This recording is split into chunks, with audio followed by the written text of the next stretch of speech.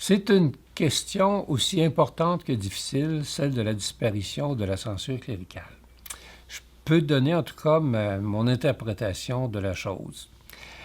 C'est pas juste par usure ou parce qu'il y a des transformations sociales, il y a des conditions assez objectives qui vont faire en sorte que la censure cléricale va disparaître. Cette condition, ces conditions objectives, et on s'y attend peut-être pas, c'est l'invasion des crime comics américains.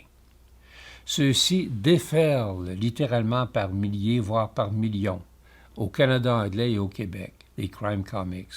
On les passe à la douane ou on passe les plaques à la douane pour les imprimer. On les imprime ici au Canada et au Québec. Or, le clergé voit dans les crime comics probablement le pire ennemi qu'il a vu depuis longtemps concernant les mœurs, cette association de la sexualité et du crime.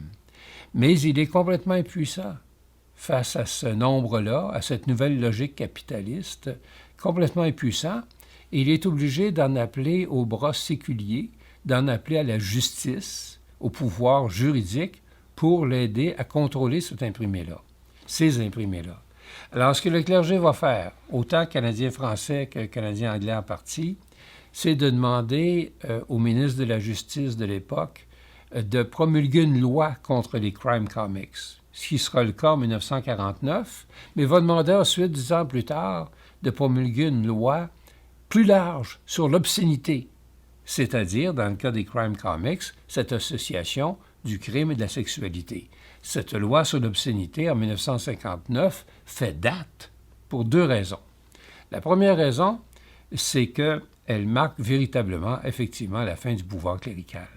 Le pouvoir vient de passer du goupillon au marteau ou de la soutane à la toge, mais en tout cas, c'est clair que le pouvoir vient de changer de lieu ou d'endroit.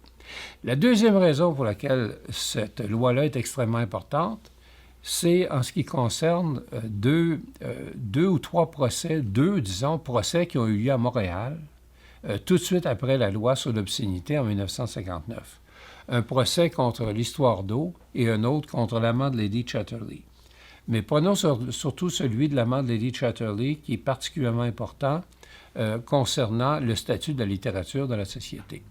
Donc, en 1959, la loi sur l'obscénité est votée, et dès que cette loi-là est votée, on saisit à Montréal des exemplaires de l'amant de Lady Chatterley, qui a eu des procès à peu près partout à travers le monde, pour des raisons, bien sûr, d'obscénité. Alors, le roman passe en cours, si on peut dire. Il y a des témoins, des critiques qui viennent expliquer ce que c'est le roman. D'autres veulent le poursuivre en montant des extraits d'obscénité, de telle sorte que le juge, et je passe les étapes parce qu'il y en a eu plusieurs, mais le juge se retrouve pris avec une question. Est-ce qu'une œuvre littéraire doit être jugée comme n'importe quel autre texte ou si elle a un statut particulier?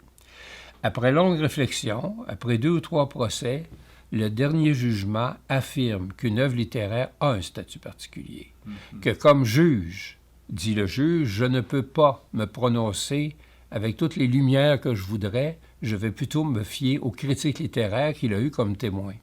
De telle sorte que, après la loi sur l'obscénité et ce procès, se crée une certaine impunité de l'œuvre littéraire en regard des autres, disons, œuvres non littéraires. Comme si l'œuvre littéraire avait autour d'elle une sorte de cercle protecteur en tant qu'œuvre littéraire, qui fait en sorte qu'on ne veut pas simplement sortir d'un extrait et dire « Regardez, ça c'est obscène », mais qu'il faut tenir compte de l'ensemble de l'œuvre, de l'intention de l'œuvre. C'est un jugement majeur qui fait date et d'ailleurs qui a encore des incidences aujourd'hui concernant l'impunité relative du littéraire. Très juste. Et ce n'est toujours pas la fin de la censure, puisqu'on va avoir quelques cas sporadiques qui vont intervenir plus tard. Oui, il y a plusieurs cas. Si la censure religieuse, disparaît à toute fin utile au tournant des années 60. D'ailleurs, les plus grands signes de ça sont la disparition de la revue Lecture, mais surtout la fin de l'index romain en 1966. Cet index date quand même de 4 siècles L'index, ça fait 4 siècles que l'index existait et il est vraiment abrogé en 1966. Il y a à peu près 8000 ouvrages qui ont été mis à l'index par Rome pendant ces 4 siècles-là. C'est véritablement un tournant. Mais ça ne veut pas dire que c'est la fin de la censure, bien évidemment. Je n'insisterai pas sur un cas fort important qui est celui des insolences du frère Untel, par exemple, qui est ambivalent parce qu'il s'agit quand même d'un frère qui publie un ouvrage assez caustique concernant la langue, certes, mais aussi l'éducation.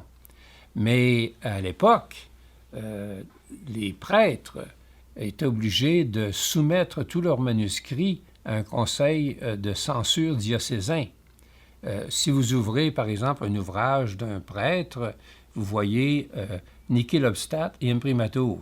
Le Nihil obstat veut dire que l'ouvrage a été soumis à un comité de censure diocésain qui l'a accepté. Et l'imprimatur, ça veut dire qu'à partir de là, l'évêque a accepté que cet ouvrage-là soit imprimé. Vous ne trouverez pas de Nihil obstat ou d'imprimatur dans les insolences du frère Untel. Il a contourné la chose. Alors, cela et d'autres raisons font en sorte qu'effectivement, il a dû aller faire un petit séjour à Rome, un séjour d'études qu'on pourrait aussi considérer comme une punition.